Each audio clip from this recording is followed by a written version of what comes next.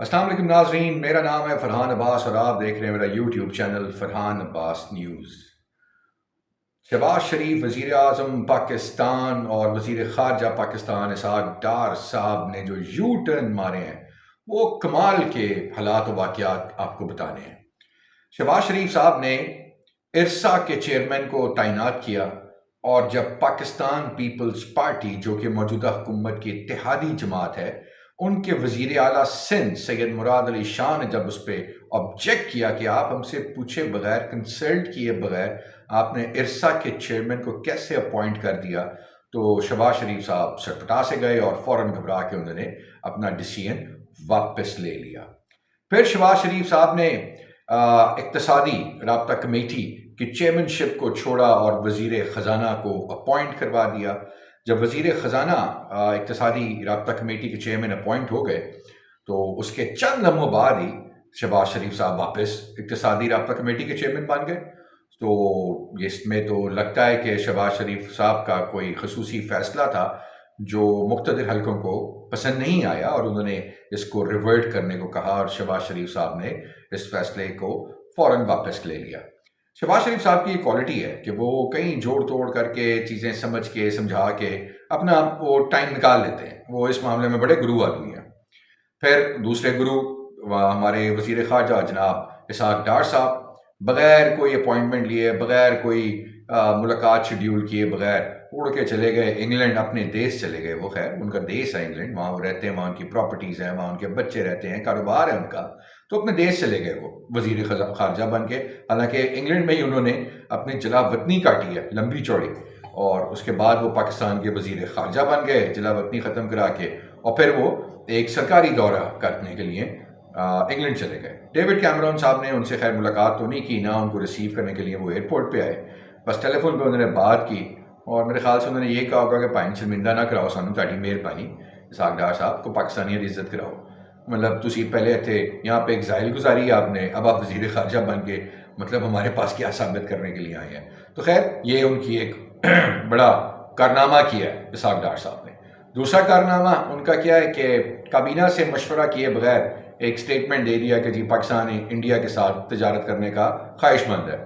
یار آپ نے کابینہ سے اس کی کوئی اپروول لی، کوئی پالیسی بنائی، کوئی پالیسی سٹیٹمنٹ تھا، کوئی گورنمنٹ آف پاکستان کا سٹیٹمنٹ تھا، لیکن آپ نے ایک بیان داغ دیا آپ کی عین خواہشات کے مطابق۔ تو لگتا تو یہ کہ جس طرح آپ نے پچھلی گورنمنٹ کے ادوار میں آپ نے جس طرح خزانہ کو، پاکستان کی معیشت کو آپ نے لٹایا ہے، تو اب خارجہ محاذ پہ بھی آپ کا تجربہ تو ہے کوئی نہیں، تو آپ بلنڈر پہ بلنڈر ماریں گے۔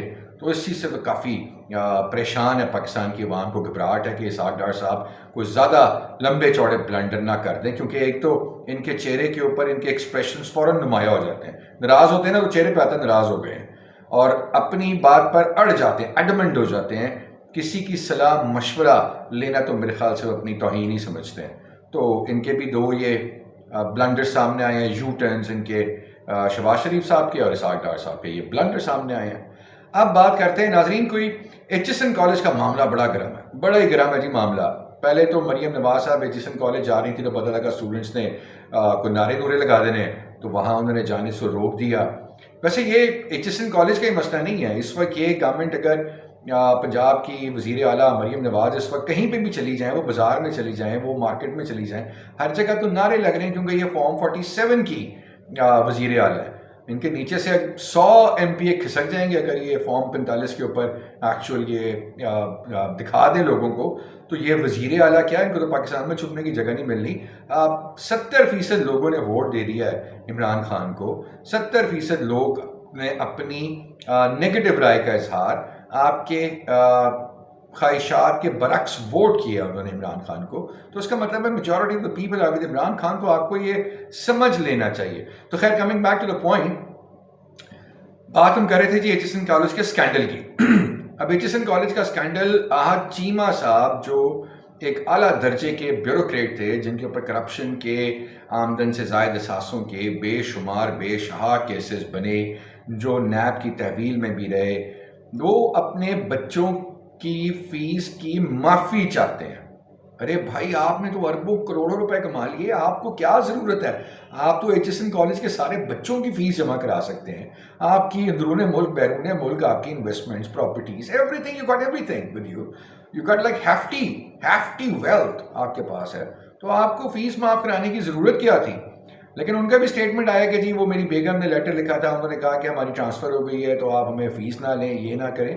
خیر وہ پھر جب ان کی بات نہیں مانی گئی فیس معافی کی، تو انہوں نے پھر پرنسپل کے اوپر، انتظامیہ کے اوپر دباؤ ڈالا، اور تھرو گورنر انہوں نے ان کے اچھا خاصا پریشرائز کیا ان کو، پرنسپل صاحب کو.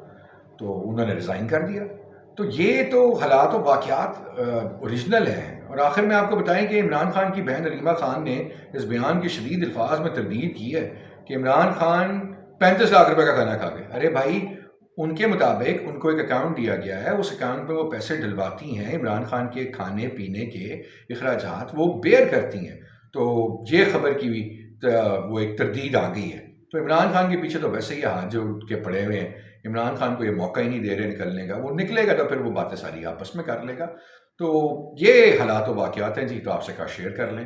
تو میرے پاکستانیوں، میرے چینل کو سبسکرائب ضرور کر لینا، ویڈیو کو لائک کر لینا، شیئر کر لینا، بیل آئیکن کو بھی دبا دینا. Thank you.